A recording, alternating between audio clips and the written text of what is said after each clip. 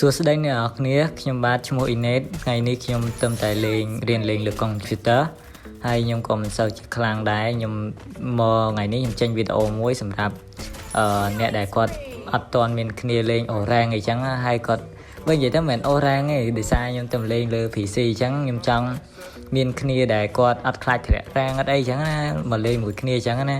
ដោយសារខ្ញុំទៅរៀនលេងលើ PC អញ្ចឹងបាញ់វារៀងខុយៗទេយើងអត់ទាន់ស្គាល់ control អីអស់ហ៎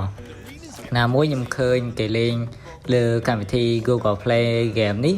វាមើលទៅវាបែប play ស្អាតណាស់អ្នកគ្នាអញ្ចឹងទៅខ្ញុំក៏ down មកលេងទៅហើយ down មកលេងមកខ្ញុំក៏ជាប់ចិត្តឥឡូវខ្ញុំរងថ្ងៃខ្ញុំលេងខំប្រឹងរៀនលេងលើកម្មវិធី Google Play ហ្នឹងលើ Free Fire តែខ្ញុំលេងអ្នកគ្នាខ្ញុំអូសរ៉ាងលេងឡើងហើយដោយសារយើងលេងលើកុំព្យូទ័រអ្នកគ្នាទៅពេលអញ្ចឹងយើងបាញ់រៀងខុយៗយើងអត់ស្ទាត់យើងបានតែនិយាយទៅយើងបាញ់រៀងបើនិយាយម៉ាត់កាហ្មងព្រោះយើងទៅរៀនលេងសង្ឃឹមថាមានអ្នកដែលគាត់ចង់លេងមួយខ្ញុំជួយបរៀនខ្ញុំអីចឹងណាដោយសារ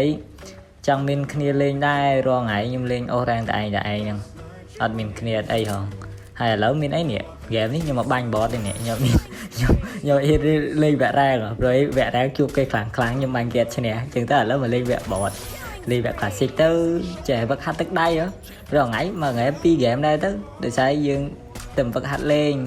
សង្ឃឹមថាអ្នកគ្នាមិនប្រកាន់អញ្ចឹងណាហើយបើមានអ្នកចង់លេងវិញ